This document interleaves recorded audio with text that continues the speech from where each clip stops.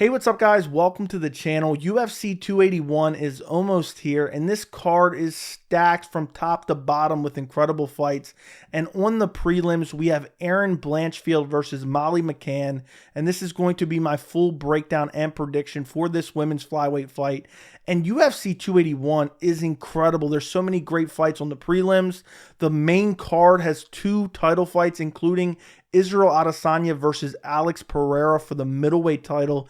And I'll be doing a bunch of UFC 281 prediction videos. So make sure you subscribe to the channel and turn on notifications so you don't miss those. But this is a fight that there's a little bit of hype behind Molly McCann, and we're going to talk about why that is in a minute. And then you have Erin Blanchfield, who looks like a solid contender. And in this fight, just because of the hype behind Molly McCann, I feel like this could have kind of title implications, even though both these girls are ranked out of the top 10.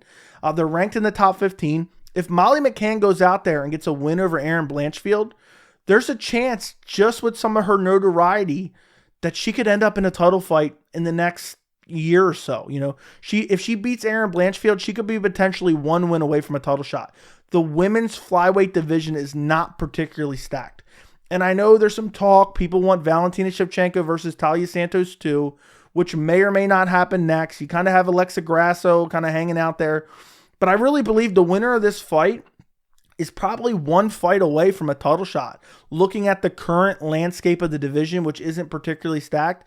Because if Erin Blanchfield goes out there and kind of ends the bit of a hype train that Molly McCann has built, then she's going to be kind of in the discussion, you know. And if Molly McCann, her last two performances have been particularly impressive, if she can go out there and match those performances against a girl ranked in the top 15, there's going to be a lot of people saying, oh, Molly McCann's the girl to go out there and beat Valentina Shevchenko. Whether that remains to be seen, and I think it's very doubtful either one of these girls, you know, dethrone Valentina Shevchenko. But this fight actually has some importance within the women's flyweight division. So if you look at the tail of the tape for this fight, Erin Blanchfield is 9-1. Molly McCann is 13-4. Blanchfield is ranked number 12. McCann is ranked number 15 in the UFC official rankings. Blanchfield is 23. McCann is 32. They are both 5'4", and Blanchfield has a 68-inch reach, and McCann has a 62-inch reach. So if you look at Molly McCann, you wouldn't know this, but she's been in the UFC since 2018. She's really picked up some attention in the last year or so, really just 2022.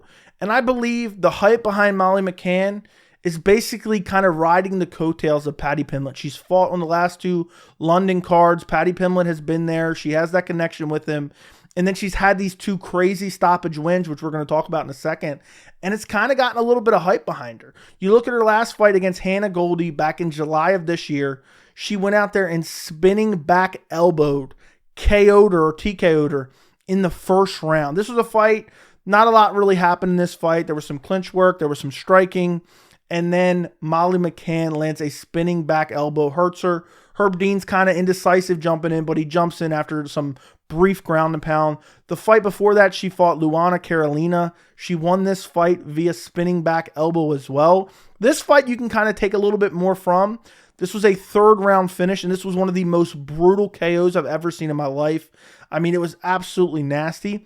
But one thing you can take away from this fight is Molly McCann's stamina, because she hurt Carolina badly in the first round. She swarmed her and swarmed her and swarmed her and swarmed her and threw so many punches trying to get her out of there and wasn't able to finish her. And then she was eventually able to find the finish in the third round.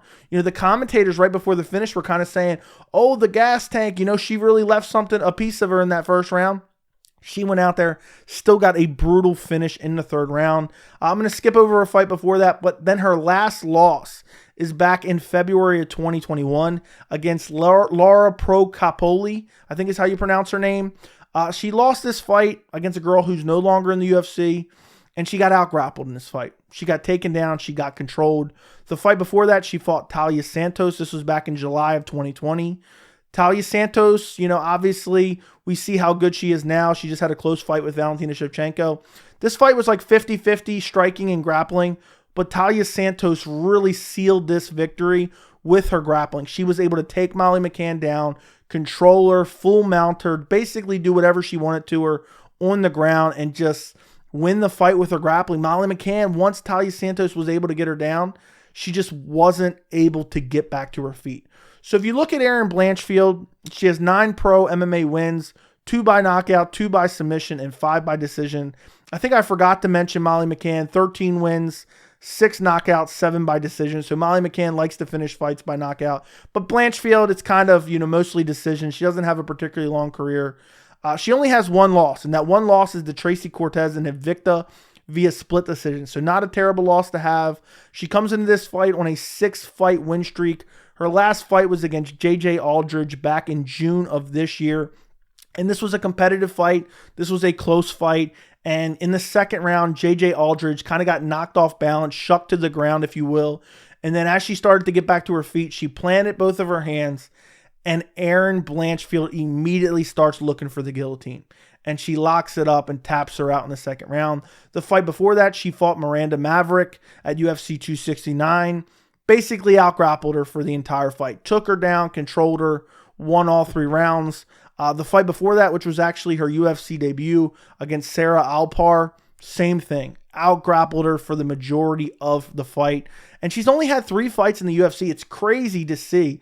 She's been in the UFC only since 2021. Molly McCann's been in the UFC since 2018. Most people only think she's been in the UFC since 2022, which is just absolutely insane to look at that. And when I look at this fight, I see your typical grappler versus striker matchup. And, I know Blanchfield is kind of well-rounded. She has some okay striking. But in this fight, let's be real. It's Erin Blanchfield's grappling versus Molly McCann's striking. Molly McCann wants to move forward. She wants to throw heavy shots, and she wants to look for a knockout. Erin Blanchfield in this fight, I think she's going to come in. She's going to look for the takedown. She's going to look for the control time. She's going to look for ground and pound and really look to just control Molly McCann and probably win via decision. I think Blanchfield's most likely path to victory is via decision. I think Molly McCann's most likely path to victory is via TKO or KO. She's shown some decent power in her last 2 fights. As far as, their resumes, Molly McCann, she's the best fighter she's ever fought, in Talia Santos she's lost to. She even has a loss to Jillian Robertson, but that's back in 2018. So the resume isn't particularly great. She's kind of on the come up in the division. Erin Blanchfield, same thing. The division isn't particularly great. I think Miranda Maverick is probably better than any of the wins on Molly McCann's resume. So this is kind of an interesting fight because I believe if Molly McCann can keep this fight standing, I think she'll probably win the fight. But can she keep the fight standing? I don't think she can. My official prediction is going to be Erin Blanchfield via decision. And I think what's going to happen in this fight, Molly McCann's going to come out, look to be super aggressive. I think Erin Blanchfield, she likes to move forward as well. Her striking isn't that great. Her defense isn't that great. She's probably going to eat some shots, but she's not massively undersized, and she's not massively outmatched by Molly McCann in physicality like some of these other girls were. So I think Erin Blanchfield might eat a few shots as she's moving in, but I think she's going to get a hold of Molly McCann, whether it be in the clinch or as she's overcommitting on a big power shot, and I think Erin Blanchfield will be able to get her down and control her.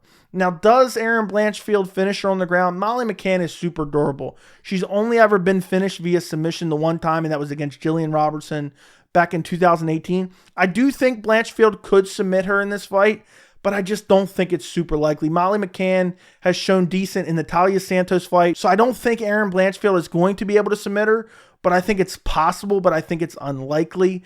And I just don't see, it's a 15-minute fight. I don't think Molly McCann's going to be able to go out there and stay on her feet long enough to be able to land that kill shot and really hurt Erin Blanchfield and finish her.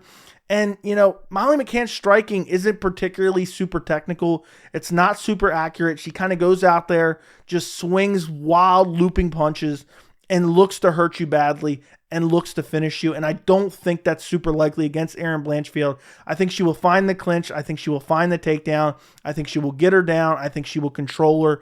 And I think basically she's going to eke out a decision. Now, I'm going to say maybe in the first round, Molly McCann keeps it standing for maybe 3.5 minutes and then she gets taken down. And maybe we end up with Molly McCann winning the first round, and then Erin Blanchfield kind of takes over in that second and third round with her grappling, taking Molly McCann down and controlling her. And I'm going to say a Erin Blanchfield 29-28 decision at UFC 281. Let me know what you guys think down in the comments. Don't forget to like the video, and thank you so much for watching.